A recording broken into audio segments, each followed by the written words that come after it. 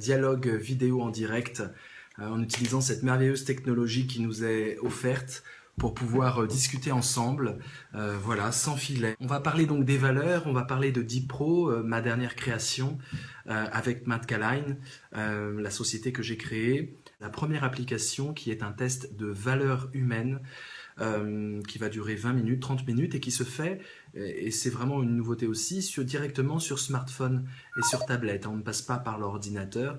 Voilà, salut Anne-Marie, je vous vois apparaître. Voilà, je parlais des valeurs humaines et j'expliquais que les cultures humaines nous proposent des valeurs, mais c'est pas pour ça que on les adopte forcément. Plus j'ai de culture, plus j'ai de choix pour adopter telle et telle valeur. C'est pas pour ça, bien sûr, que j'en fais des fils directeurs pour mes comportements et pour mes actes. Parce qu'au fond, c'est ça, hein, les valeurs. Les valeurs, c'est ce qui compte pour moi, véritablement. La définition paraît simple, paraît désuète, et en fait, elle est extrêmement profonde. Si vous voulez comprendre quelqu'un, vous avez plusieurs méthodes. Vous pouvez essayer de comprendre ses failles personnelles, sa psychologie profonde, ses rapports avec ses parents, les traumatismes de son enfance. C'est pas du tout le parti pris qu'on a suivi pour DeepPro. DeepPro, on n'est pas dans la psychanalyse, on est vraiment dans qu'est-ce qui compte pour toi et que tu peux comprendre et déclarer. Voilà, donc on a une série de valeurs vraiment conséquentes. Et puis on a des systèmes vraiment nouveaux dans la compréhension des valeurs. Et c'est là-dessus que je voulais un peu discuter avec vous, parler du système de DeepPro.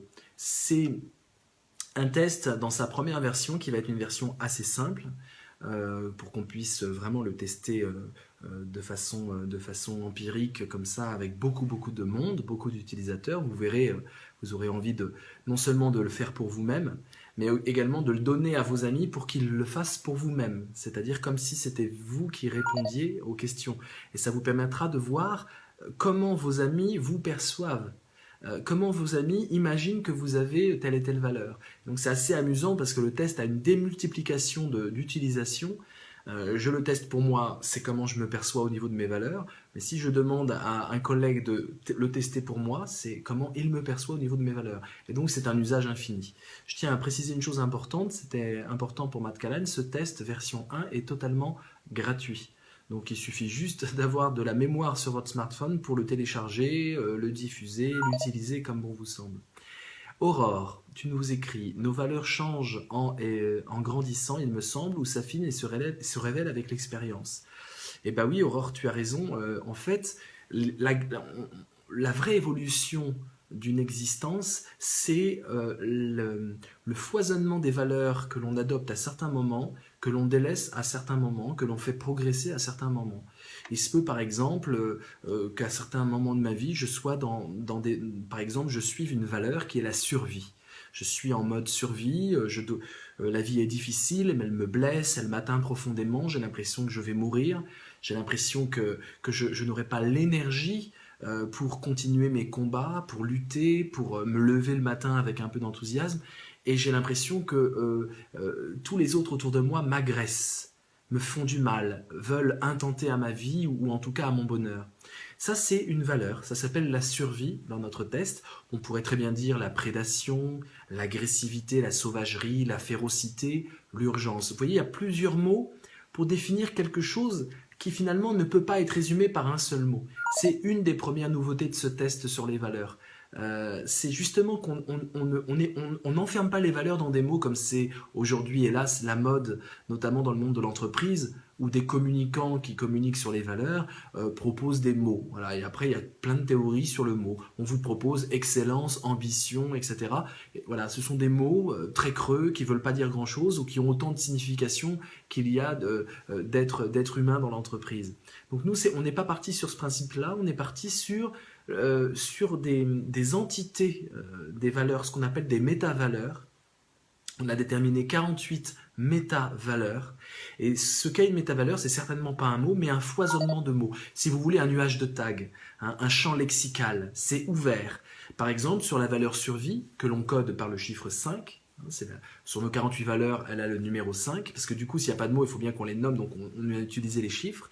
Et bien, cette méta-valeur 5, si vous l'avez, vous pouvez très bien dire que vous êtes dans la prédation, l'agressivité, la survie, la férocité, l'urgence, la sauvagerie. Tout ça, c'est la méta-valeur numéro 5 dans le test Deep Pro.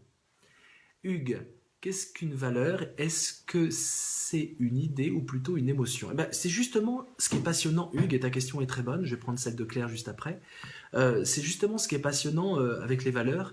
Les valeurs, c'est à la fois ce qui compte pour moi, c'est-à-dire ce pourquoi je vais transpirer.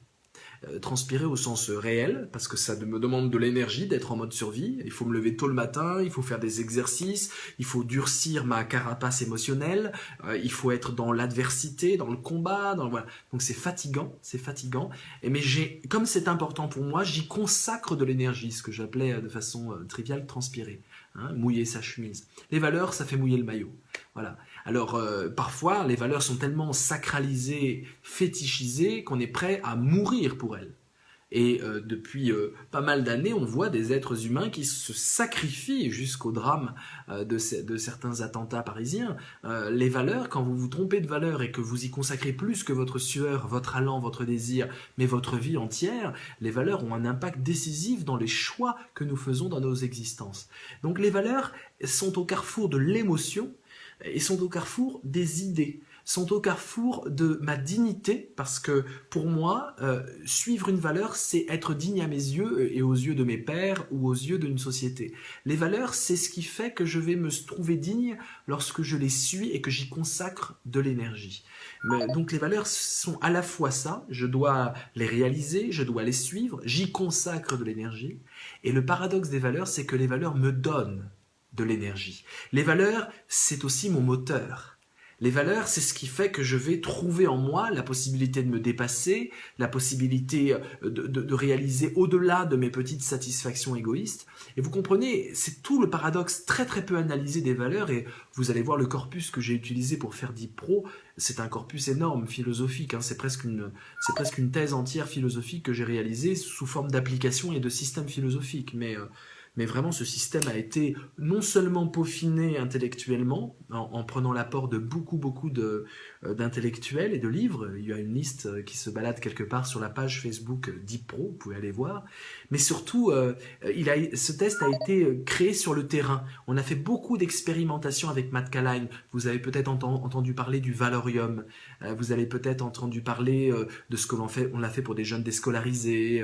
Voilà, on est très présent depuis 3-4 ans. Enfin, Matt Callahan existe depuis 2 ans. Mais on a testé ça avant sous forme de jeu sur le terrain, et c'est ça qui m'intéresse moi-même. Vous savez très bien que j'interviens dans plusieurs organisations et dans plusieurs structures où les valeurs ont une traduction réelle en termes d'action, de comportement, de conflits parfois, hein, de conflits parce qu'on n'a pas les mêmes valeurs. Je me souviens d'une conférence que j'ai faite avec Fatih Triki, mon maître tunisien, professeur à l'université de Tunis, où j'étais le seul Français invité. Il n'y avait que des Arabes qui venaient d'Algérie, qui venaient de Tunisie, voire même, je crois, du Liban. Et on était à une table et on essayait de réfléchir sur vivre ensemble, quelles valeurs pour vivre ensemble Occident-Orient. J'ai eu cet honneur d'être invité, c'était à Hammamet, ce colloque. C'était passionnant parce qu'il y avait un dialogue justement transculturel qui était là, et on arrivait par la philosophie à trouver des valeurs communes au-delà évidemment des différences culturelles. Claire, je prends comme promis ta question. Le fait de le faire par quelqu'un d'autre peut nous donner, faire Deep Pro par quelqu'un d'autre peut nous donner d'autres informations sur nous-mêmes, bien sûr, car les autres nous perçoivent différemment. Ça peut nous surprendre, cette application. Oui, c'est ça qui est vraiment absolument magique. Je suis sûr que vous allez avoir beaucoup de plaisir à la faire, et on pourra même faire des balbutiements pour faire des débriefings. C'est évidemment que c'est infini, parce que vous pouvez tester évidemment l'application non seulement pour vous-même, mais pour tous ceux que vous connaissez, en imaginant, et puis vous pouvez après comparer, discuter, voir. Le but de l'application n'est pas tellement d'avoir une révélation de type miraculeuse. Le but de l'application est d'avoir une base objective de discussion. Parce que sinon, on n'a pas de base objective. Comment je peux réfléchir sur moi-même? Je vais forcément demander à des amis, mais les amis, ils ne sont pas neutres. Les amis ont du vécu avec moi. Les amis me voient d'un certain point de vue. Ils n'ont pas accès à tous les aspects de ma personnalité. Et donc, c'est compliqué d'avoir le point de vue d'un ami. Donc, je devrais finalement questionner tous mes amis. C'est très compliqué. Il n'y a pas de base objective qui permette de dire, voilà, on me dit que c'est ça, maintenant on va pouvoir discuter. Voilà ce que propose DeepPro, un système de valeurs cohérent, objectif et rationnel qui, à travers un test avec des algorithmes très complexes, on ne va pas du tout entrer dans la question des algorithmes, mais permet d'avoir une réponse objective aux interrogations qu'on se pose sur les valeurs. Il y a autant de valeurs de l'onde de choc, c'est-à-dire de la révolte et de la détresse, que de valeurs de l'onde de charme, c'est-à-dire de la création et de l'allégresse. On n'est pas dans cette idée qui est à l'origine du mot même valeur, qui veut dire vertu, force, vaillance. Là, pas du tout. On n'est pas que dans des mots qu'on pourrait qualifier de positifs, et je mets vraiment des guillemets sur positif. On a vraiment divisé les valeurs en deux catégories. En fait, en plus de catégories que ça, mais il y a deux grandes catégories. Il y a des valeurs qui véritablement nous épuisent. Elles ne sont pas moteurs. Alors, elles sont moteurs de nos comportements et de nos actions. Elles nous poussent à agir. Émotion qui nous pousse à agir, dignité que l'on veut construire, et donc on agit en fonction d'une dignité future. En étant conforme à mes valeurs, j'accède à la dignité, donc ça me pousse à agir, mais ça m'épuise physiquement. Ça, ces valeurs, c'est ce qu'on appelle des valeurs d'onde de choc, et il y en a 24 méta-valeurs d'onde de choc. Et donc, c'est pour ça que j'ai pris cet exemple de la survie que je mettais avec la prédation et la férocité. C'est pas la survie cool, tranquille, paisible et ressourçante. C'est la survie du guerrier qui doit sortir ses griffes et aller au combat. Vous voyez, une valeur comme cette valeur 5 de survie, cette méta-valeur, comprend des choses qui sont normalement, je dirais, tabous. Parce que dans les valeurs d'onde de choc, en général, elles sont tabous. On n'aime que les valeurs d'onde de charme. On aime parler d'excellence, d'amitié, de fraternité, de liberté, voilà. On aime être dans des valeurs d'onde de charme, et il y en a 24 valeurs. Hein. Par exemple, je prends la valeur -6, c'est la valeur de l'humour. Mais encore une fois, n'enfermons pas cette entité, cette méta-valeur, cette entité de sens dans un seul mot, humour. Ce serait réducteur, il y a tout un nuage de tags. C'est l'humour, -6, c'est la fantaisie, c'est l'autodérision, c'est la distanciation, c'est la ruse, c'est la comédie. Ouais, tout ça, c'est du -6. Vous comprenez un peu que le nuage de tags, sans donner une définition extrêmement précise, celle qu'on trouverait dans un dictionnaire, le nuage de tags lié aux métavaleurs me permet de sentir, d'avoir comme une intuition de la valeur, sans en avoir une définition absolument rigide. Et ça, c'est très important, ça permet à toutes les cultures de pouvoir comprendre ce système. Parce que si je dis l'humour, et je donne une définition de l'humour, j'ai un point de vue culturel sur l'humour. L'humour du théâtre No, l'humour africain, l'humour afghan, à mon avis, n'est pas pareil que l'humour juif new-yorkais ou l'humour juif même du ghetto de Varsovie ou l'humour arabe. Et donc, le fait d'avoir un nuage de tags permet à toutes les cultures de pouvoir, peut-être par un mot qui résonnera plus que les autres mots dans ce nuage de tags, accès à la métavaleur. Quelqu'un pourrait dire fantaisie, je vois pas trop, comédie, c'est pas dans mon. Mais par contre, ruse et distanciation, je comprends. Prendre du recul et pouvoir du coup ruser un peu. Autodérision, je comprends. Voilà. Donc ça, c'est important. C'est aussi une grande nouveauté. Des valeurs d'onde de charme, des valeurs d'onde de choc. On sait très bien où on se situe. Et évidemment, ce qui va être étonnant pour vous, quand vous allez tester DeepPro dans quelques jours, c'est que vous allez avoir vos valeurs d'onde de choc.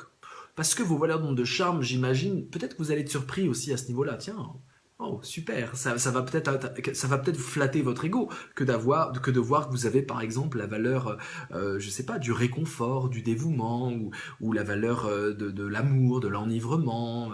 Vous pouvez avoir la valeur du lâcher prise, de la confiance. Voilà, donc les valeurs d'onde de charme, on les prend en général en disant chouette, c'est super, oui, c'est moi, et ça permet d'avoir une belle vision de soi-même.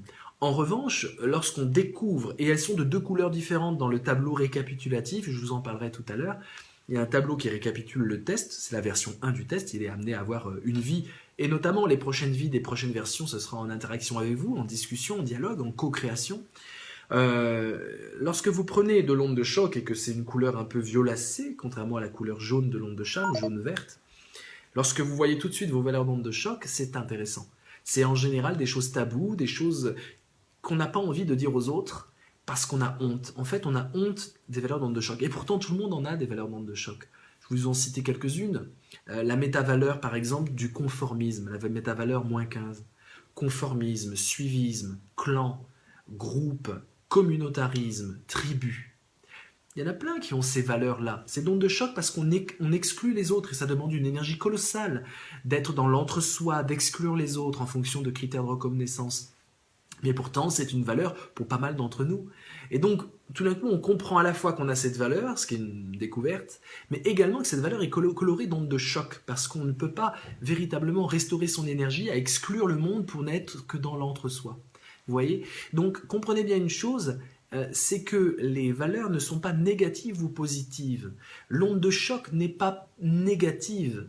Ce que je viens de vous dire, que conformisme, suivisme, ça semble un peu négatif, mais il y a aussi clan, il y a aussi groupe, il y a aussi tribu, et ça peut être aussi positif en fonction de ce que je vis et en fonction des impératifs, des situations qui traversent mon existence. Donc, il ne faudrait pas avoir une vision binaire, manichéenne entre le choc et le charme. C'est simplement, le choc propage une certaine forme de violence, de détresse, mais de révolte aussi et de colère, et le charme propage une certaine forme de bonheur, de liberté, de créativité, d'allégresse, voilà, tout simplement. Alors, j'espère que ça ne se bloque pas. Non, je vous vois arriver. Béatrice, autre manière de regarder nos ombres. Oui, tout à fait. Sur Dipro, demande Emmanuel, les valeurs sont les nôtres, ou il y a aussi une part de hasard comme dans le jeu du Phénix? Non, non, sur Dipro, les valeurs, en tout cas, sont calculées en fonction des réponses. Grosso modo, et je peux vous raconter un peu comment vous allez vivre ce test, hein, ça dure 20 minutes sur smartphone. Hein. Vous aurez des grandes questions sur votre bonheur, sur votre défi, sur vos obligations. Voilà. 6 grandes questions, on appelle ça des axes en interne. Et à chaque fois, vous aurez une liste de 5 mots et vous devrez cocher les mots qui correspondent à cette grande question pour vous ou pour votre ami si vous le testez pour votre ami. Donc c'est assez intuitif. On n'a pas affaire à des questions casse-tête. On n'a pas affaire à des questions « voici cette situation, que faites-vous, petit a, petit b, petit c ». Donc c'est assez intuitif, mais le résultat est objectif, il n'y a pas du tout de hasard. Et c'était tout, d'ailleurs, le casse-tête de créer ce test avec Matt Callahan. Et Hazang, qui dirige Matt Callahan, m'a vraiment beaucoup aidé. On était en dialogue constant, c'était vertigineux. On a frisé pas mal de burn-out à réfléchir comme des fous. Et en tout cas, voilà. Et puis il y a eu une réflexion très ample là-dessus. Et encore une fois, en pratique avec le terrain. J'insiste, hein, ce n'est pas quelque chose d'abstrait qui vient juste du monde intellectuel. Ça a été confronté au terrain. On a eu des bêta-tests, on a fait des ateliers, on a testé, on a eu plein de feedback. On est dans l'agilité, ce qu'on appelle l'agilité en informatique. Puisqu'avec Matt Callahan, je me dirige maintenant vraiment sur la création d'applications. Je veux vraiment trouver une troisième voie à la philosophie. Maintenant, c'est très clair. Je veux que par les applications, l'exercice philosophique puisse être donné à tous. C'est vraiment mon combat maintenant avec Matt Callahan. On est sur la même longueur d'onde avec Ha, qui dirige Matt Callahan depuis Hanoï. Donc on est déjà dans l'interculturel de par sa structure même, et dans les technologies, puisque ça ne marche que par Skype.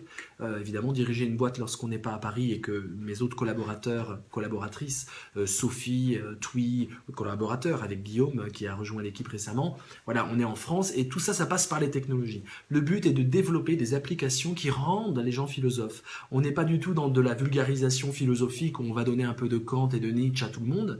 On est dans des outils qui amènent la philosophie sur des terrains nouveaux, des terrains 2.0.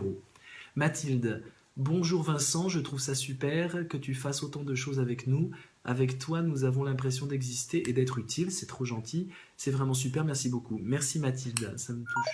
Travail collectif possible, évidemment Béatrice, le travail collectif va être renouvelé. Je travaille avec des ados et ça me semble vraiment intéressant aussi comme base d'un travail avec eux. Alors là, oui, tout à fait. Avoir conscience de nos valeurs pourrait permettre de se sentir moins perdu avec tout ce qui s'agite à l'intérieur. Bref, je réfléchis à voix haute. Ben réfléchis, Aurore, surtout ne t'arrête pas, continue de réfléchir avec nous. Ce qui me plaît, je vais synthétiser, hein. Catherine, ce qui me plaît dans cette appli, comme je la comprends, c'est de toujours mieux se comprendre, s'accepter et aimer, et donc mieux comprendre et vivre ensemble avec l'autre. C'est exactement le but de l'application. Et comme la base est objective, il y a quand même l'idée qu'on n'a pas affaire à quelque chose d'irrationnel, mais au contraire quelque chose qui a pu être bien évalué. Pour les adolescents et même les enfants, c'est idéal. Grosso modo, un adolescent de 12-14 ans peut vraiment faire le test et il ne s'agit pas de faire blabla, hein, il s'agit d'avoir son smartphone, donc rien que le support se prête à un usage parmi les plus jeunes, n'importe quel jeune pourra avoir cette application sur son smartphone, qui est gratuite, hein, j'insiste là-dessus, et donc il fait le test en disant, bah moi, par rapport à ce mot, que le mot bonheur, voilà les mots qui correspondent à ce que je pense être moi-même. Voilà, donc vraiment c'est faisable pour les jeunes. Et la grande idée, il y a une grande idée philosophique derrière, et je dirais même une idée politique de changement du monde, hein, derrière tout ça. La grande idée, c'est que aujourd'hui, dans les entreprises, on dépense une énergie, un temps et une somme d'argent colossale à vouloir transformer les valeurs de nos collaborateurs. Aujourd'hui, dans les structures, que ça soit le Collège de France, que ça soit une classe, que ça soit une entreprise, que ça soit une équipe de soins, infirmiers, médecins, etc. N'importe quelle équipe, n'importe quel tout collectif qui doit travailler ensemble et produire de l'efficacité en commun, à chaque fois, on essaye d'adopter des comportements qui viennent de l'extérieur. On dit, ah là là, mon Dieu, les valeurs de notre boîte, c'est ambition, excellence, transparence, etc. On doit essayer de s'y conformer. Et les boîtes, les structures, les entreprises dépensent un fric colossal en communication, en formation, pour essayer de transformer les valeurs des collaborateurs, les valeurs des collègues, etc. Premièrement, c'est totalement vain. Je crois vraiment que passé 30 ans, on ne peut pas transformer les valeurs de quelqu'un par de la formation ou du coaching. Je n'ai rien contre un certain coaching quand l'individu est demandeur, quand vraiment j'ai un problème, un trouble, un dysfonctionnement, une névrose, et que grâce à la psychanalyse, grâce à un travail sur moi quel qu'il soit par des gens compétents, j'arrive à m'en sortir. Mais là, c'est parce qu'il y a une demande liée à mon état d'urgence intime. Alors évidemment, si l'individu veut changer, il y a beaucoup plus de chances qu'il parvienne à changer au bout du compte. Mais une équipe, il y en a plein qui sont contents d'être ce qu'ils sont et qui ont mis 30 ans pour avoir certaines valeurs. C'est pas juste en disant maintenant on a décrété que les valeurs de la boîte ça allait être ça, que tout le monde va s'aligner sur ces valeurs. Et donc on dépense de l'argent, du temps et de la sueur à vouloir transformer des gens de plus de 30 ans qu'on ne pourra de toute façon pas transformer. Et en plus, de quoi se mêle la structure? C'est quand même hyper intime les valeurs. Dire maintenant, désolé dans ta tête, je veux plus que tu aies cette valeur-là et là, mais je veux que tu aies cette valeur-là et là, c'est une intrusion que l'entreprise ne doit pas se permettre. Et toutes les entreprises se permettent quelque chose qui est de l'ordre de l'intimité, de la construction de la personnalité. Avec Dipro, c'est exactement l'opposé qu'on essaye de faire. Avec Dipro, on ne fait pas un test de valeur pour transformer ses valeurs, on fait un test de valeur pour assumer ses valeurs et dire au reste du monde, eh bien oui, le conformisme pour moi est une valeur. Quand les gens font quelque chose, j'ai envie d'en être et j'ai envie de me conformer aux règles. Oui, c'est une valeur même si elle est d'onde de choc. Eh bien oui, pour moi, la valeur 16, la méta-valeur 16, la conciliation, c'est important pour moi. Et si vous avez besoin de conciliation dans vos pratiques, appelez-moi, parce que j'ai fait Dipro, j'ai vu que conciliation c'était ma valeur, et en plus je l'ai validé en discutant avec mes collègues. Et donc, c'est une façon de faire avec, et non pas contre. Faire avec les autres.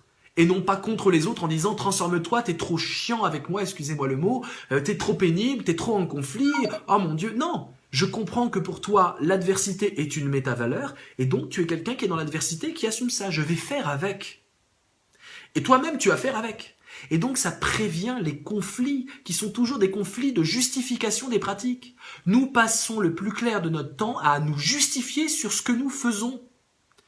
Presque 50% des mots qui sortent de notre bouche, c'est pour dire à l'autre qu'il n'aurait pas dû agir comme il a agi, et pour dire pourquoi on a agi comme on a agi. 50% des mots au travail, c'est de l'auto-justification, de la justification des comportements. Quelle énergie perdue, tout ça pour essayer d'influencer les autres, de les manipuler. Avec Dipro, on arrête ce petit jeu. Avec Dipro, on dit, j'ai fait le test, mes valeurs c'est ça. Oui, effectivement, dans mon test, le contrôle est une valeur pour moi. Je veux contrôler les choses. Alors, au lieu de dire, le lâcher-prise est notre valeur, le Club Med, par exemple, vante le lâcher-prise. Bon, voilà. Mais peut-être que moi, ma valeur, c'est le contrôle, c'est pas le lâcher-prise. Est-ce que vous croyez vraiment que le Club Med, à coup de formation, de coaching et de manipulation et de discours, etc., va réussir à me mettre la valeur lâcher-prise dans la tête et dans le corps et dans mes comportements, alors que ma valeur fondamentale, c'est le contrôle? Non. Ils n'y arriveront pas. ou alors ils me briseront. Et là, c'est dangereux pour mon intégrité psychique. Et ça fait des burn-out, ça. Donc, au contraire, j'assume le fait que, par exemple, pour moi, oui, Dipro a raison, le contrôle est une valeur fondamentale pour mon existence. Et du coup, je l'annonce aux autres. Et donc les autres, quand ils me voient en situation de contrôle, un peu stressé quand les choses m'échappent, dès qu'il s'agit d'improviser, je suis tendu. Mais ils savent que j'ai le contrôle comme valeur fondamentale de mon équation intime. Du coup, ça va beaucoup mieux. Si j'ai le contrôle comme valeur et que je l'assume, ça prévient énormément de conflits et on arrête de vouloir me transformer, mais on m'utilise au bon endroit, au bon moment. Et moi-même, je me rends utile au bon endroit, au bon moment. Vous comprenez que le but de Dipro, c'est la révolution du faire avec les collègues et non pas les transformer, se transformer. Tout le monde doit se transformer. Emmanuel, on aurait tort de ne pas profiter en philo de notre révolution numérique actuelle, tu as bien raison. Je trouve cela excellent de dépoussiérer, voilà c'est le mot, le dépoussiérage, de les faire circuler largement les idées. Tu as tout à fait raison, il faut dépoussiérer les pratiques et je pense que ça va faire vieillir cette application, pas mal de gros traités poussiéreux que j'ai d'ailleurs compulsés. Je me suis vraiment fatigué à lire des pavés vraiment fatigants sur les valeurs. Bon, c'est incontournable, il fallait, ça m'a inspiré certainement. Mais là, tout d'un coup, c'est une application, c'est pratique et ça, tout de suite, ça impacte sur ma vision du monde et ma réflexion sur moi. Et je vous rappelle que le gnotis et auton, le connais-toi toi-même grec, c'est vraiment le fondement de la philosophie, en tout cas en Occident. Hugues, un individu peut-il n'avoir aucune valeur ou bien agit-il sans les connaître et choisit-on nos valeurs? C'est des bonnes questions.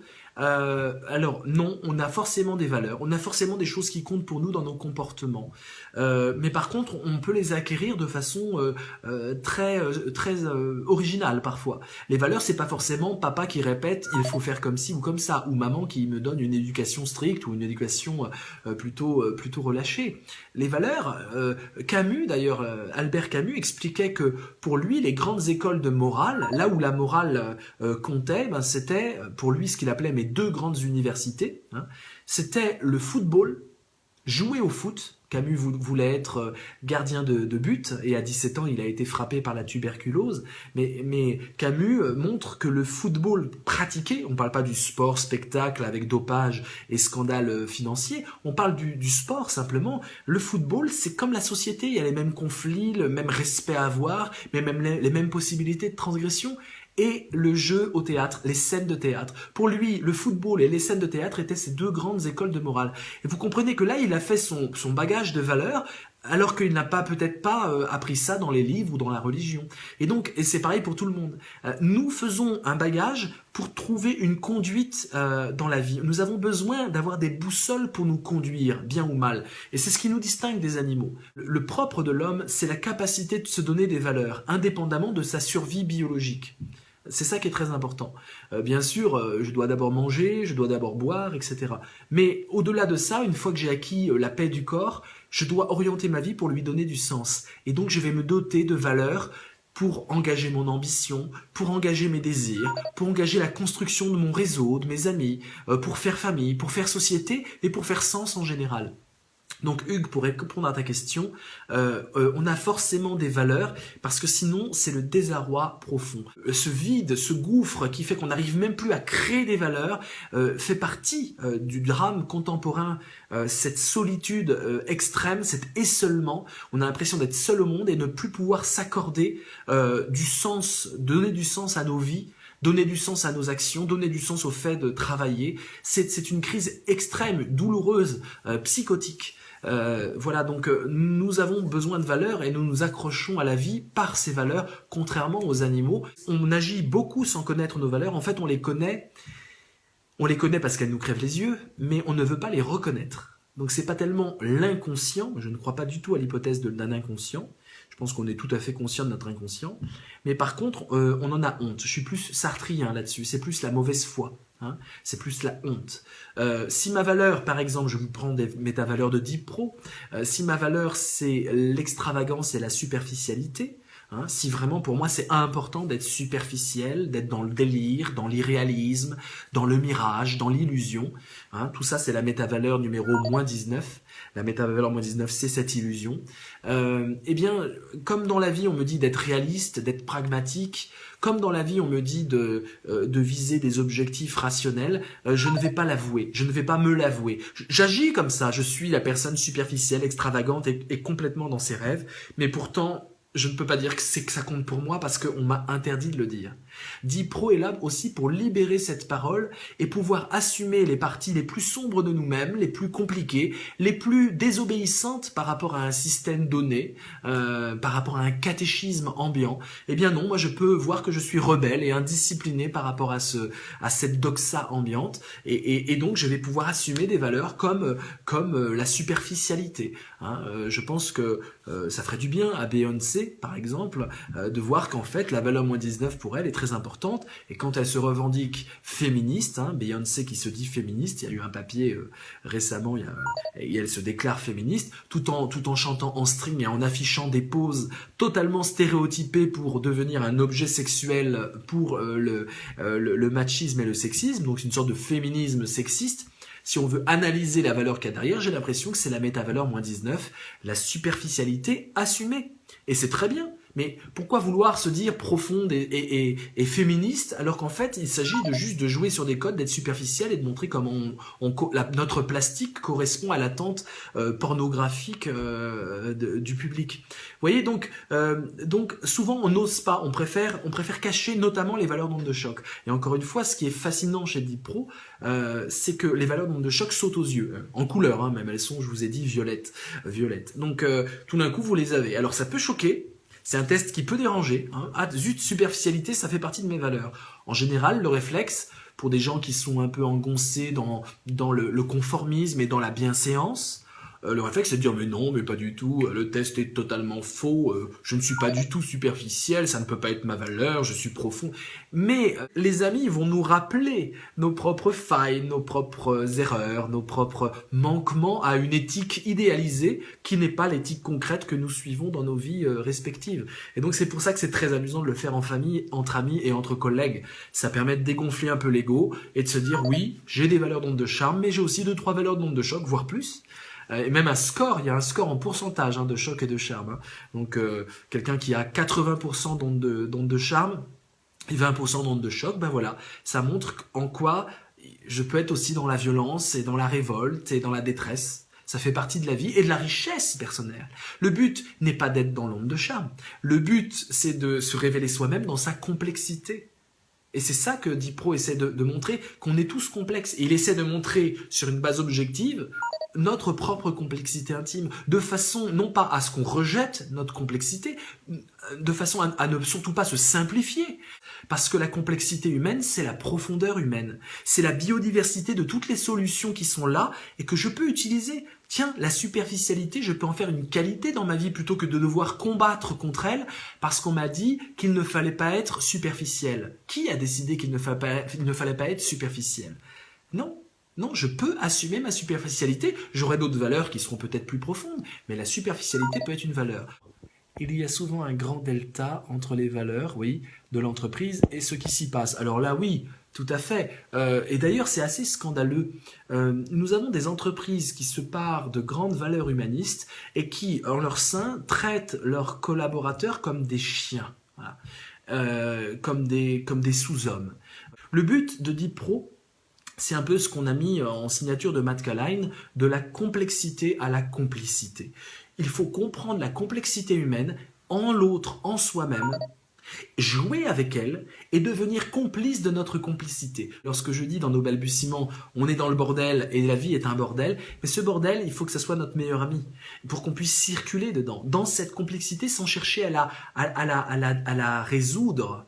Parce que résoudre sa complexité, c'est mettre un masque simplificateur mais mensonger. Et c'est se mentir à soi-même que d'essayer de paraître simple, j'ai juste une valeur ou deux et puis je suis lisible comme un livre, alors que en fait je refoule ma propre complexité et je le sais pertinemment. On ne peut pas bien vivre, être dans une humeur de champagne, être dans la générosité, dans le partage, dans le sentiment que la vie, on la sent passer chaque jour, si on se ment à soi-même et si on veut paraître plus simple que l'on est. Nous sommes complexes et notre richesse humaine, c'est exactement notre complexité. Jamais vous allez dire de quelqu'un, il est extrêmement simple et il a une richesse humaine extraordinaire. La richesse humaine, c'est dans la complexité qu'elle se trouve, voire les valeurs paradoxales qui jouent les unes contre les autres dans une même personnalité. Oui, à importer dans les services de l'État. Alors cette application, elle a vocation aussi à aider pour l'orientation, notamment dans l'éducation nationale. Je suis en discussion avec Najat Vallaud-Belkacem et vraiment je vais lui proposer cette application pour aider à l'orientation. Parce que le système est vraiment nouveau, hein, c'est une axiologie totalement nouvelle. On n'est pas dans un système anglo-saxon, toujours limité, visant le pragmatisme et le pragmatisme. La complexité humaine, elle a besoin d'une philosophie ancrée, je pense, dans la vieille Europe. Vraiment, je le dis sans chauvinisme, mais la vieille Europe a dit des choses extrêmes sur la complexité humaine que souvent l'Amérique, avec cette obsession du pragmatisme et de l'utilitarisme, a tendance à rabrouer. Je vous rappelle que la simplicité, c'était le grand combat de Steve Jobs. Il faut combattre la complexité et aller vers la simplicité. Je pense pas que ce combat réussisse au niveau de l'épanouissement humain. Certainement pour des interfaces informatiques, ça marche très bien, pas pour les interfaces humaines. Tu entends finalité par valeur, mais le contrôle est une modalité. Alors Jacques, là on est dans la profondeur philosophique, dans cette distinction. Non, les valeurs, c'est pas simplement la finalité, le télos, si tu veux qu'on parle en grec, et c'est important. Le télos, le but, la fin, ce pourquoi je me bats, tu as raison, il y a du télos dans les valeurs. Les valeurs me donnent des directions. Mais surtout, ce qu'il y a dans les valeurs, c'est ce que j'oppose à télos dans ma vision du monde, c'est le mélos.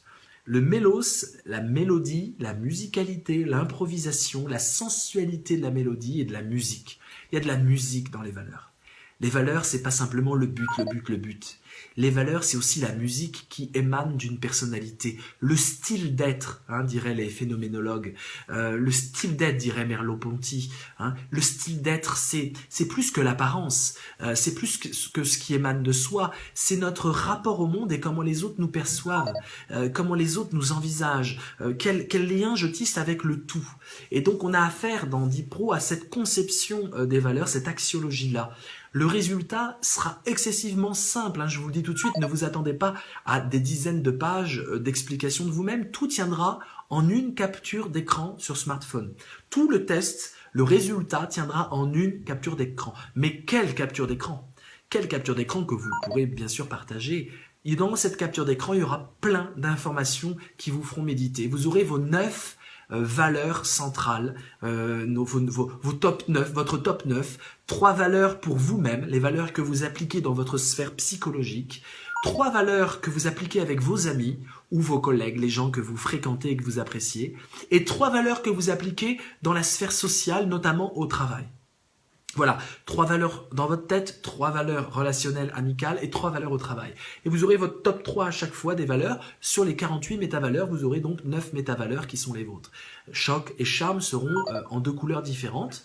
Vous aurez un score choc et charme général, voilà, un pourcentage. Ça permettra de voir votre dose de fatigue, de violence, d'harassement, de détresse, de combat, de révolte, et votre dose d'allégresse et de créativité. Voilà. Et les pervers narcissiques vont-ils le faire? Ah oui, ça serait intéressant de le faire aux pervers narcissiques. Il y a des études scientifiques à faire sur ce test qui seront forcément après coup et empiriques. Est-ce qu'il y a des invariants qui vont sortir lorsqu'un même type de profil fait le test? On a commencé des études dans ce sens-là. Les pervers narcissiques, il y aura sûrement la valeur 11, la métavaleur 11. La métavaleur 11, je vais vous dire son nuage de tag, puisque Dipro fonctionne par nuage de tag. Emprise, manipulation, persuasion, fascination, célébrité, envoûtement. Voilà, emprise, manipulation, on y est. Il y aura peut-être la métavaleur 10 aussi. Je vous dis un peu le nuage de tag de la métavaleur 10. Pouvoir, domination, tyrannie, pression, arbitraire et dissuasion. Pouvoir, domination, tyrannie, pression, arbitraire. on est bien dans le pervers narcissique. Il y aura aussi de la métavaleur numéro 6, et je vous l'ai dit, simulation, mystification, représentation, bluff, duplicité et feinte. Voilà, c'est du lourd. Alors si vous avez la métavaleur, donc simulation, la métavaleur domination et la métavaleur emprise, voilà, vous pourrez vous interroger fortement sur vous-même et voir la réaction de vos très proches qui peut-être subissent toute cette onde de choc que vous déversez, peut-être avec la plus grande des mauvaises foi. Pour savoir ces valeurs, demandez-vous qu'est-ce que j'aimerais transmettre à mon enfant si j'en ai un par exemple. Excellente chose, Béatrice. Le problème, c'est que parfois nous avons des valeurs qui nous permettent pour transmettre d'autres valeurs à nos enfants. Ce n'est pas parce que j'ai la valeur générosité que je dis que mon enfant doit être généreux. Parfois, parce que je suis dans la transmission, je vais transmettre des choses beaucoup plus stressantes à mon enfant tout en étant généreux moi-même. C'est tout le paradoxe. C'est qu'on peut très bien vouloir pour son enfant ce qu'on n'a pas nous-mêmes. Voilà, peut-être pour combler des failles qu'on imaginerait concernant notre personne. Et puis en plus, avec les enfants, il y a aussi autre chose, c'est qu'on n'est pas tout seul à transmettre des valeurs à un enfant. Il y a toute une famille en général qui s'y colle. Des grands-parents que l'on a subis peut-être, et puis un conjoint. Et donc la complexité, elle est là. Même dans les familles monoparentales, on prend pas tout du parent, on prend du professeur, on prend des amis, des camarades de classe, on prend de la télévision, de tout ce qu'on mange sur Internet. Les valeurs, le marché des valeurs augmente aujourd'hui. Il est d'une confusion extrême, il est en complexité croissante et on n'a aucun repère là-dessus. Voilà pourquoi j'ai créé cette nouvelle axiologie. C'est un système de valeurs, c'est 48 métavaleurs dont je vous parle, qui s'organise en 12 logiques. Il y a 12 logiques et donc dans le résultat du test, vous aurez vos 9 valeurs par tranche de 3, comme je l'ai dit. Vous aurez votre pourcentage choc-charme, mais vous aurez aussi votre logique. Quelle est votre logique? Alors une logique, c'est vraiment ce qui émane de vous. Ce sont des valeurs qui sont coordonnées entre elles et qui permettent de voir que dans vos comportements, vous avez une idée en tête qui ne vous lâche plus, hein, une façon d'être, une façon de vous comporter. Et là, nous avons 12 logiques, donc 6 logiques d'onde de choc, 6 logiques d'onde de charme. Et c'est assez passionnant. Vous avez par exemple la logique de transmission. Hein. Quelqu'un qui est dans la logique de transmission, c'est quelqu'un qui va avoir un immense plaisir à faire œuvre de pédagogie et à vouloir transmettre de façon pédagogique, méthodique, mais avec bienveillance, avec écoute, initier les autres, éduquer les autres, donner des conseils, être indulgent, accompagner. Voilà, tout ça, c'est la logique de transmission qui est composée de 4 valeurs. Chaque valeur est inclus dans une logique. Il y a 12 logiques. 4 valeurs forment une logique. Dans la logique, par exemple, de transmission, qui est la logique L-1, mais je vous passe un peu le code interne, ça vous n'allez pas le voir. Vous avez la valeur accompagnement, extrêmement puissante. Vous avez aussi une autre valeur qui renforce cette valeur d'accompagnement, c'est le talent. Hein, le talent. Si vous accompagnez quelqu'un qui a du talent, vous accompagnez 2 fois plus. Et si vous avez du talent et que vous êtes accompagné, alors vous allez avoir 2 fois plus de talent. Ces 2 valeurs, accompagnement et talent, sont des valeurs qui s'intensifient l'une l'autre. Et puis le talent est aussi intensifié par la confiance. Hein, donc la confiance, plus je fais confiance à quelqu'un qui a du talent, plus il peut exprimer son talent en étant dans une quiétude et dans une véritable émergence de tout son potentiel. Et puis enfin, l'autre valeur de la logique de transmission, c'est évidemment l'émerveillement. Hein, si j'accompagne qui a du talent, que je fais confiance et en plus que je m'émerveille et que mon élève, par exemple, s'émerveille de ce que je lui raconte, alors là on a le jackpot et là on a la logique de transmission. Et donc à la fin de Dipro, vous aurez, voici votre logique reine. Il y a plusieurs logiques, on est complexe, mais il y a une logique reine qui émerge. Votre logique reine, ça peut être la logique de transmission. Et là, il y aura un petit topo de 2-3 lignes. Hein. Ne vous attendez pas encore une fois à des pages et des pages. Tout ça, ça tient dans une capture d'écran. Hein. Je le rappelle, c'était cette concision qu'on voulait donner. C'est complexe, mais on le donne d'une façon très concise. Vous aurez votre logique et peut-être un conseil, surtout quand la logique est d'onde de choc, un petit conseil en disant essayez d'augmenter le score de telle et telle métavaleur qui est bien basse et qui aurait pu faire changer la donne. Catherine, dans l'exemple de l'entreprise, cela nécessite que chacun sache reconnaître la valeur qui est en action pour l'accepter. Tout le monde peut-il le faire et le veut-il? Alors oui, l'entreprise est en crise. J'interviens beaucoup, vous le savez, en entreprise. Le trouble premier de l'entreprise, notamment en France, vient des valeurs. Ce qui pose problème dans l'entreprise, c'est qu'on ne connaît pas les valeurs des uns et des autres parce qu'elles ne sont pas explicitées. Et même quand on le connaît, même quand on dit à Jean-Luc, tu as franchement la valeur caprice, ah, c'est une valeur, le caprice, faire des caprices, être dans la susceptibilité, être dans la maladresse, dans l'immaturité, les enfantillages, la vulnérabilité. On connaît des collègues comme ça, vous en connaissez peut-être vous, hein, dans l'enfantillage permanent, le ouin-ouin, l'impatience. Tout ça, c'est la métavaleur moins 25. Métavaleur moins 25, c'est le caprice. Jean-Luc, il va jamais avouer qu'il fait des caprices. Mais grâce au test et grâce au dialogue qu'il peut engendrer, et grâce aussi aux collègues qui disent oui, oui, oui, le test est objectif, c'est pas nous qui le disons, c'est le test d'IPRO qui te dit que t'es dans le caprice, et d'ailleurs on voulait t'en parler.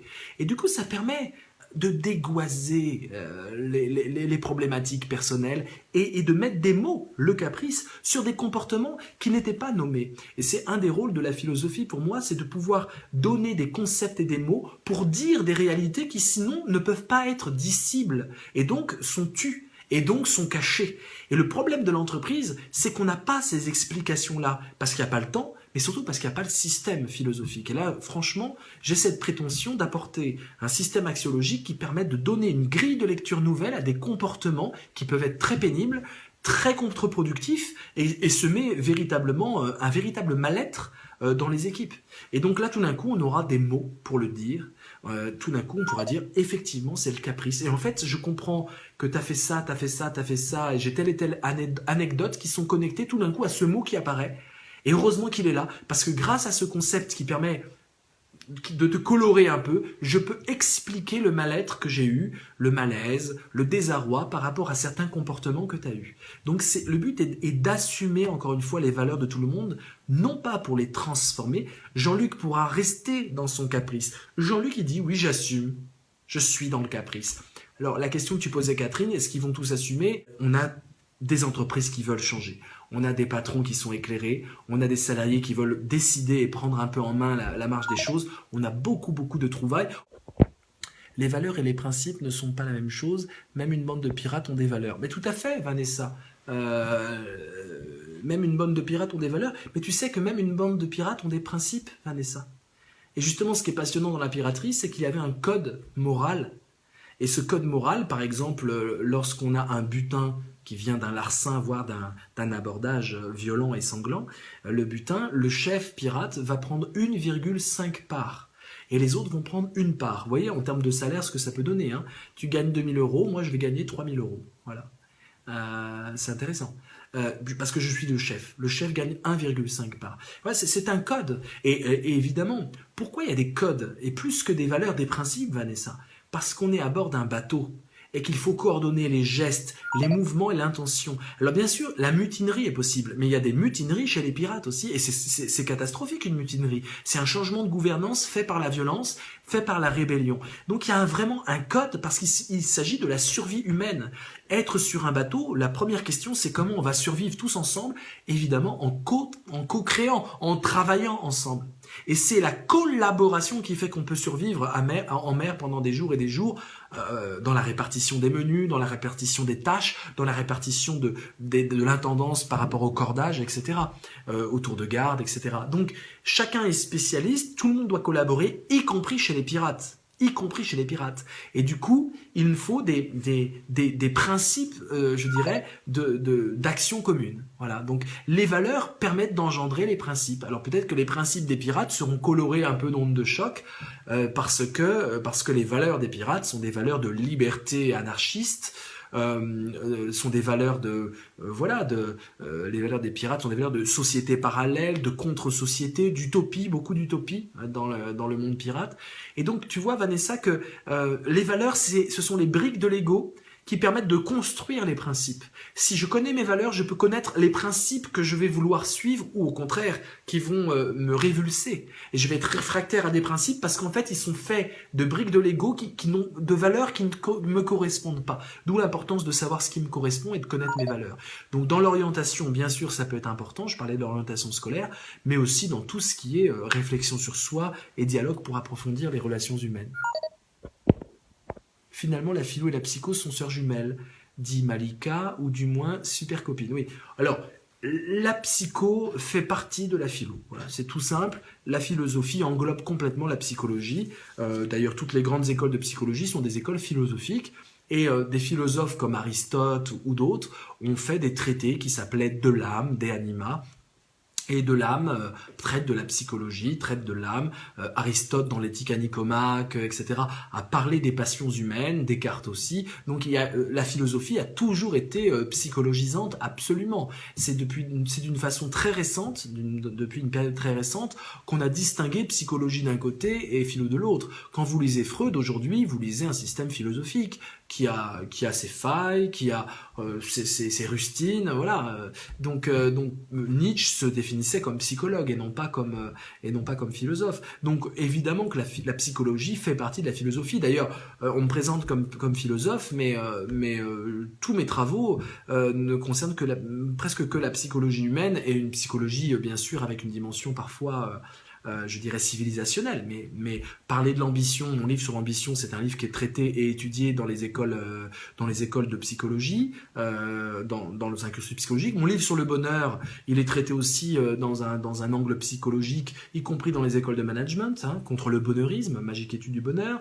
Mélangeons-nous, on parle de philosophie, mais de psychologie à fond. Mes livres sur l'amour, notamment Je t'aime, une autre politique de l'amour, c'est de la psychologie aussi. La jeunesse, c'est de la psychologie aussi, l'homme expliqué aux femmes, c'est de la psychologie aussi, enfin bref, et les violences urbaines, mon livre La cerise sur le béton, sur les violences urbaines, on parle de psychologie, donc arrêtons ces distinctions. Sociologie et psychologie font partie de la philosophie, et il est bon d'ailleurs que la philosophie s'en souvienne, mais aussi que la psychologie s'en souvienne, qu'elle ne se prenne pas comme une science exacte, une science dure, y compris lorsqu'elle analyse le cerveau. Il faut comprendre qu'il y a un exercice philosophique dans la pratique sociologique et dans la pratique psychologique. D'ailleurs, Bourdieu le savait en sociologie et d'autres, et même l'anthropologie, il y a une dimension philosophique même dans l'anthropologie. Merci à vous Vincent, car à travers vos propos, je viens de trouver la réponse que je cherchais depuis plusieurs années. Waouh, arrête, tu vas me faire rougir. Sur un burn-out en entreprise que j'ai eu. J'en suis guéri et c'est pas le souci, mais j'avais pas forcément la réponse. Et là, oui, quelle libération. En fait, c'est Claire qui parle. En fait, on a tenté de me pousser sur d'autres valeurs qui n'étaient pas les miennes, classiques. J'imagine l'application que je vais faire avec grand plaisir. Merci encore infiniment. Voilà à quoi sert Dipro, et merci de ton témoignage Claire, parce que tu montres un peu le sens du combat que je vais mener, la révolution du faire avec ce que les gens sont vraiment, faire avec les vraies valeurs de nos collaborateurs et pas les valeurs obligées, cachées, honteuses, transformées, etc. Un nouveau mode de CV, dit Alma.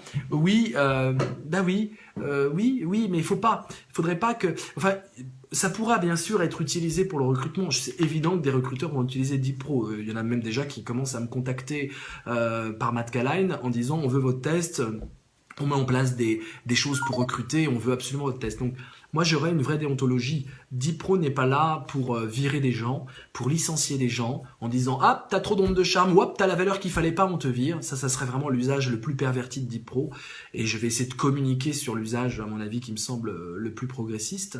Et puis après vous aurez des versions où en fonction d'une tâche, vous pourrez gérer vos équipes en fonction des valeurs qui ont été discutées et validées par les personnes. C'est pas des valeurs qu'on fait et puis qu'on cache aux autres. L'idée c'est justement d'en parler, voilà, et de débloquer un capital de temps. Ça aussi c'est dur en entreprise, pour pouvoir s'accorder ce temps essentiel dans la collaboration, de parler des valeurs, de discuter ces valeurs pour les assumer. La valeur générosité, Jacques, c'est la métavaleur 22. Je te la donne.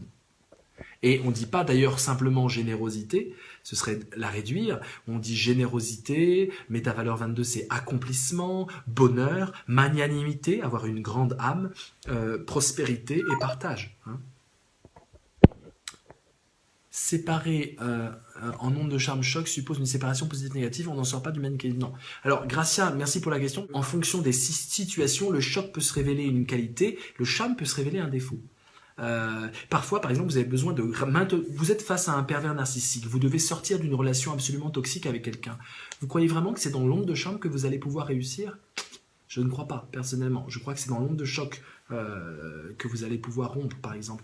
Donc, chaque choc et charme, c'est simplement des énergies totalement opposées pour traiter des événements et pour expliquer des couleurs affectives et comportementales liées aux métavaleurs. En aucun cas, c'est du positif et négatif, et en aucun cas, ce n'est binaire. On n'est pas dans du manichéisme. Pourquoi? Parce que, comme je vous ai dit, vous aurez un score en pourcentage. Et donc, vous n'allez pas avoir... Si, il y en a qui ont eu 100% de charme. Hein. Bon, ils sont rares, ceux-là. Ce sont des Ubuntu, des sages. Mais nous ne sommes pas sages la plupart du temps. Et donc, vous verrez que vous aurez un score où le charme et le choc vont cohabiter dans votre profil. Les 9 valeurs qui seront un peu dans cette fameuse page résumant tout le test, les 9 valeurs vont être de choc, de charme, à différents endroits. Dans ma psychologie intime, j'aurai du choc là, du charme là. Donc on est dans la complexité encore une fois. Simplement, le choc et le charme, c'est des façons de voir très rapidement, pour pas se prendre la tête. Si on n'avait pas coloré les valeurs en choc et en charme, je vous aurais dit par exemple la notion de carriérisme. Et c'est dur à classer carriérisme. En fait, c'est choc carriérisme. Parce que dans le carriérisme, on est prêt un peu à tout, y compris à une certaine forme de déloyauté parfois. Voilà. Et, par contre, l'accomplissement, c'est du charme. Parce que l'accomplissement, on fait attention aux moyens qu'on utilise pour parvenir à nos fins. Alors que dans le carriérisme, c'est pas le cas. On est obsédé par l'avancement. Vous voyez, donc, ça permet de colorer un tout petit peu, de voir l'énergie, comment elle circule. C'est plus ça que positif et négatif. Ça suppose que tout le monde accepte de jouer le jeu honnêtement, sinon ça peut engendrer des manipulations et règlements de compte. Alors, Gracia, là aussi, répondant à ta question, ce test a une grande vertu, c'est qu'on ne peut pas le contourner. On ne peut pas déceler, on ne peut pas le truquer. La seule chose qu'on peut faire, c'est répondre au hasard aux questions, et vous aurez un profil aléatoire, si vous répondez au hasard. Mais si vous voulez répondre dans l'idée d'avoir, par exemple, plus de charme que de choc, ou telle et telle valeur, vous n'y arriverez pas. Hein, et même moi, d'ailleurs, je suis surpris par le résultat, et pourtant, je connais l'algorithme interne, mais il est tellement complexe que je ne peux pas moi-même le traiter, même en connaissant ce qu'il y a derrière dans l'application. Donc c'est un test qui ne peut pas être truqué. Il peut juste être annulé par celui qui le fait, c'est-à-dire je ne veux pas répondre ou je réponds au hasard, mais quand vous ne pouvez pas induire la réponse par rapport au test que vous effectuez. Ça, c'est très très important, parce que vraiment le résultat est objectif et il est vraiment, je dirais, spectaculaire en ce sens-là. Quid valeur et éthique? C'est une véritable question. L'éthique, c'est simplement quand vous connaissez vos valeurs, encore faut-il connaître ces valeurs et peut-être faire des pros, quand vous connaissez vos valeurs, vous essayez d'agir sur elles. Vous essayez de pouvoir sélectionner des valeurs en fonction d'une situation. Donc l'éthique, c'est avoir conscience de ces valeurs et les utiliser à bon escient en fonction de la situation. L'éthique, c'est une sorte d'empowerment au niveau de vos propres valeurs. Ça ne veut pas dire que vous pouvez décider d'avoir telle et telle valeur. Encore une fois, on ne peut pas décider les valeurs, il faut des années pour les avoir et faire qu'elles nous meuvent. Mais dans toutes nos valeurs que nous avons, nous pouvons dire « je vais mettre cette valeur en avant ». En fonction de cette situation, c'est dans mon stock de valeurs que j'ai, que je connais, que je pratique. Je vais essayer de tout miser sur cette valeur-là au détriment de cette valeur-là qui fait aussi partie de moi, mais que je refuse en fonction d'une perspective éthique. Et donc voilà ma définition de l'éthique, qui est une définition originale, nouvelle. L'éthique, c'est la capacité de choisir ses valeurs dans son stock de valeurs, dans son profil d'ailleurs qu'on appelle profil éthique. Dans Dipro, vous aurez votre profil éthique.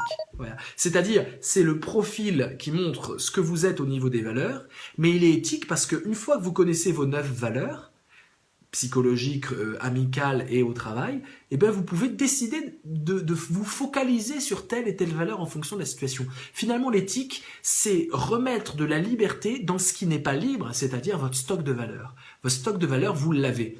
Il est le fruit d'une éducation et d'années de dur labeur, d'années de conflits résolus, de tensions, de rencontres, d'événements, de traumatismes. C'est tout votre patine humaine, vos 9 valeurs. Mais dans vos 9 valeurs, quand vous les connaissez, vous pouvez décider librement d'agir dans le sens d'une des 9 valeurs, par exemple. Et là, c'est l'éthique. Donc vous comprenez bien la définition que je donne de l'éthique.